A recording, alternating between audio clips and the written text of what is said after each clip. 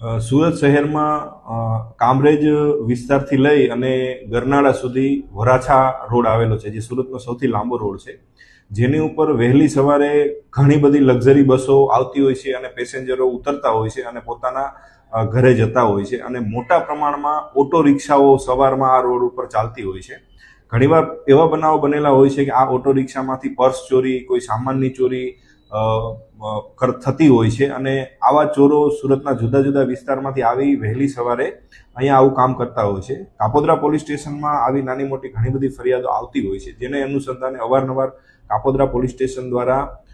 વાહન ચેકિંગ કરવામાં આવે છે અને ખાસ કરીને ઓટો રિક્ષા ચેકિંગ કરવામાં આવે છે. જેના અનુસંધાને આજે વહેલી સવારે 5 વાગ્યાથી લઈ અને અત્યાર સુધી એક મોટી ડ્રાઈવનું આયોજન કરવામાં આવેલું, જેમાં 2 પીએસઆઈની અધ્યક્ષતામાં જુદી જુદી ટીમો બનાવી 20 પોલીસ કર્મચારી સાથે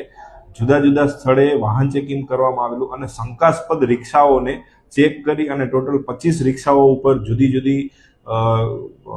ધારાઓ હેઠળ ગુનાઓ દાખલ કરવામાં આવેલા છે, જેમાં જાહેરનામા ભંગના, વધારે પેસેન્જર બેસાડવાના આવા ગુનાઓ દાખલ કરવામાં આવેલા છે, અને ટોટલ 20 માણસોની આમાં ધરપકડ કરવામાં આવી છે. અને અમે જાહેર જનતાને કાપોદ્રા પોલીસ સ્ટેશન તરફથી વિનંતી કરી છે કે ઘણીવાર એવું બનતું હોય છે કે આ રિક્ષામાં નાની મોટી ચોરી થતું હોય છે તો પોલીસ સ્ટેશન સુધી માણસો પહોંચતા નથી. અમારી એવી વિનંતી છે કે આવું નાનામાં નાની વસ્તુ બને તો પોલીસ સ્ટેશન સુધી આપ પહોંચો અને પોલીસને ફરિયાદ કરો.